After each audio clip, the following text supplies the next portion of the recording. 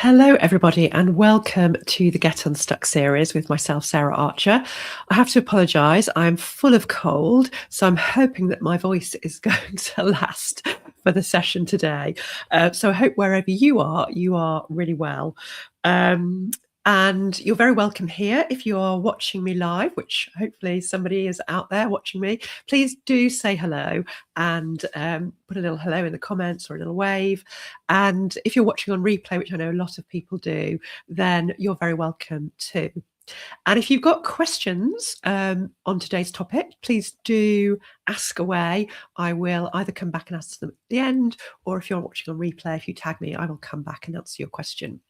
So the Get Unstuck series is every 2 weeks. I run a 15-minute live on a leadership or career advancement topic.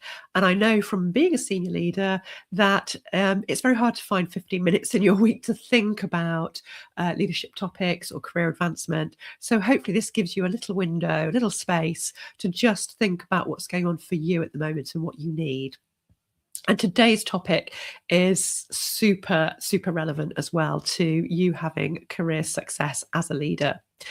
Today, we're talking about influence blockers and how they get in the way of you really having the kind of impact that you want to. And I chose this topic because it's something that comes up a lot with the senior women that I coach on a regular basis. And so I thought it would be a useful topic just to help increase awareness for what might be getting in your way when it comes to you having the influence and the impact that you want. Because with all of these things, awareness is always the starting point. And if we can increase awareness, we can then examine what's going on, and then we can make some changes to release those blockers and generate the influence and impact that we know that we're capable of having, but sometimes we're kind of getting in our own way.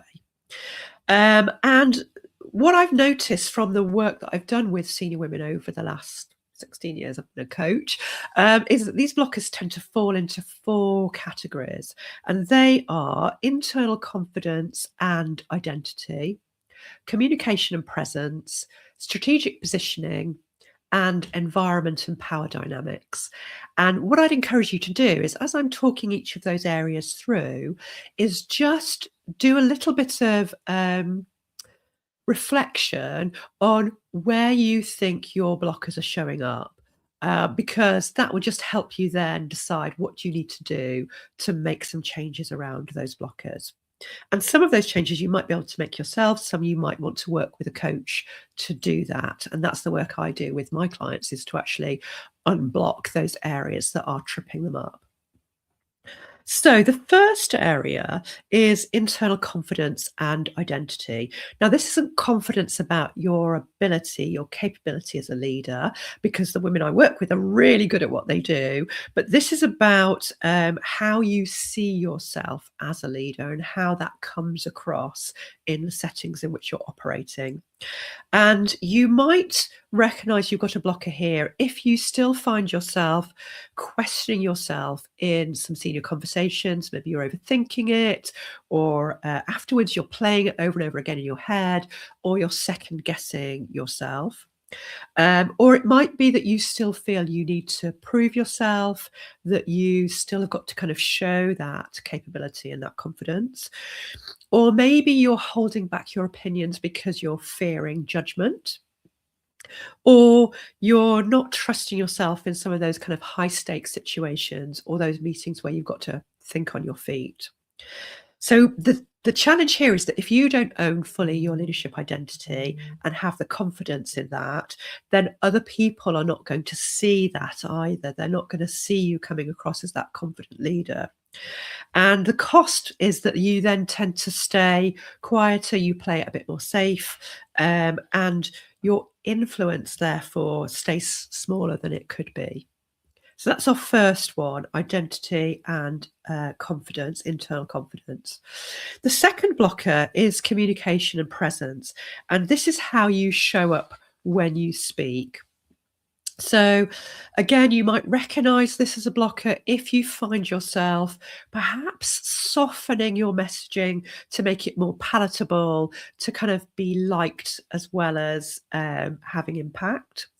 If you find yourself over explaining what you're trying to communicate, if you don't speak early in meetings, if you find yourself holding yourself back in meetings, if you struggle to articulate your value, or you're just not feeling comfortable holding the floor, speaking, thinking on your feet. Excuse me. So that could be a blocker if you find that you are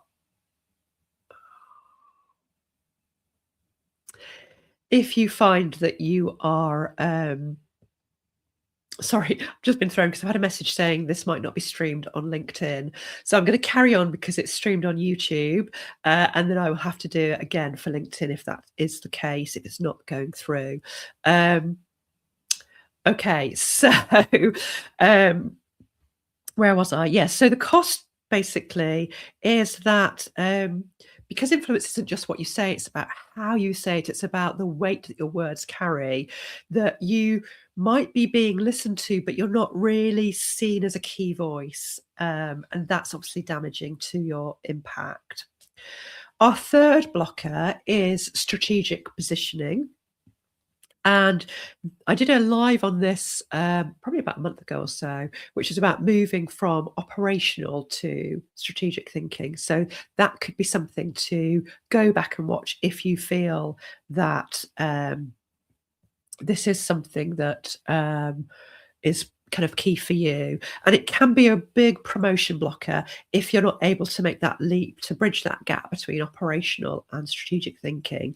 So you'll know this is a blocker for you if you find yourself focusing on delivery rather than strategy, if you know that that's your comfort zone, if you don't find yourself talking about your broader impact beyond the immediate work that you're doing, if you find yourself you're waiting to be noticed or you're not being sought out by senior leaders for your perspective, if you're not actively positioning yourself for that next level, or you're not taking that radical responsibility where you're thinking about the broader impact across the business and how you could solve problems across the business, then this could be a blocker for you because you fall into that trap of thinking, I've just got to work harder, rather than people seeing you as operating at that next level already and being viewed as that strategic partner.